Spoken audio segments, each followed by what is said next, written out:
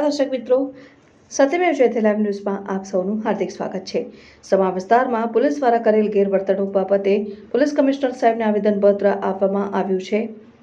તારીખ 15મી એપ્રિલ 2025ના રોજ સમા વિસ્તારમાં આવેલ સોસાયટીના રહેવાસીઓને પડતી પાણીની તકલીફોને લીધે લોકોએ કોર્પોરેશન ઓફિસ પર આવેદન માટે પગપાળા નીકળી શાંતિપૂર્વક વિરોધ નોંધાવવાના હતા, જે દરમિયાન પોલીસ દ્વારા ટીંગાટોળી કરી મહિલાઓ અને ત્યાંના ઉંમરલાયક સ્થાનિક લોકોને અટકાયત કરવામાં આવી હતી। એ ખૂબ જ દુઃખદ ઘટના છે।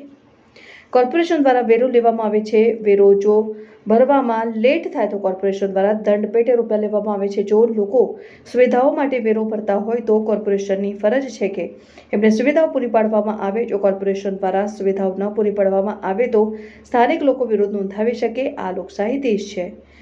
જે પણ ઘટના બને એની તપાસ કરાવીને જેમને પણ અટકાયત માટે પ્રેશર કર્યો હોય એમની ઉપર કાયદેસરની કાર્યવાહી કરવામાં આવે તેવી સ્થાનિક પોલીસ અધિકારી વિરુદ્ધ ખાતાકીય તપાસ કરવામાં આવે તેવી વિનંતી કરવામાં આવી હતી। અમારી સ્પષ્ટ માંગણી છે। કાલે તમે જોઈ શકો છો કે જે દ્રશ્યો આપણને જોવામાં આવ્યા એ વડોદરાની સંસ્કારી નગરીને શોભા આપે એવું નથી। આજે લોકો ટેક્સ ભરે છે, ટેક્સના મામલે એમને 2 ટાઈમ ચોખ્ખું પાણી જોઈએ, સારા રસ્તા જોઈએ।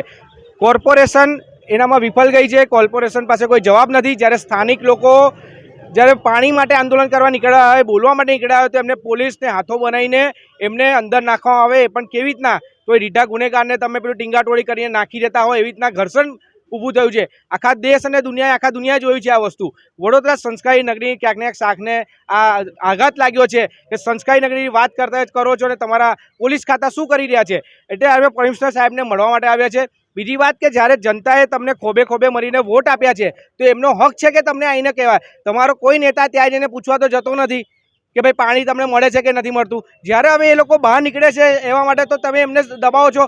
આ તો અમને તો એવું લાગે છે કે આ આજે આવતા જો કોર્પોરેશનમાં ફરીવાર જો ભાજપનું સરકાર ભાજપ જો સારી રીતે બેસશે તો ઘરમાં ઘૂસીને આ લોકો લઈ જશે એવી હાલત થઈ ગઈ છે અત્યારે તો। એટલે વડોદરાની જનતાને પણ હવે જાગવાની જરૂર છે અને જે પણ નિર્ણય લે વડોદરાની જનતા આવનારા ઇલેક્શનોમાં એ વિચારી કરીને, નહીં તો આવનારા દિવસોમાં આ લોકો તમને ઘરમાંથી કાઢીને લઈ જશે તો નવાઈ નહીં।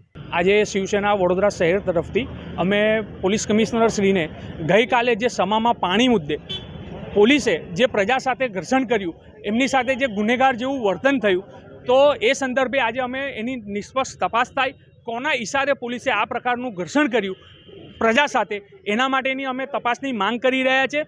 વડોદરાની પ્રજા પોતે ટેક્સ ભરે છે, એની સામે માત્ર ને માત્ર પોતાએ પાણી માટે જે આંદોલન કરી રહ્યા હતા એને કચડવાનો અને લોકશાહીમાં કોઈનો અવાજ દબાવવાનો જે પ્રયત્ન પોલીસ કોઈના ઇશારે કરી રહી છે એ જાણવાનો અમે પ્રયત્ન કર્યો છે। સાહેબને અમે રજૂઆત કરી છે કે પોલીસ પ્રજાની મિત્ર છે, નહીં કે કોઈ પોલિટિકલ પાર્ટીના હાથા માટે। જે પણ ગઈકાલે થયું એ દુઃખદ બાબત છે। એની ઉપર પોલીસ કમિશનરશ્રીએ તટસ્થ તપાસ કરવી જોઈએ અને કોના ઇશારે એ અધિકારીઓએ પોલીસે આ પ્રજા સાથે ગુનેગાર જેવું વર્તન કર્યું એની માંગ અમારી તપાસની છે।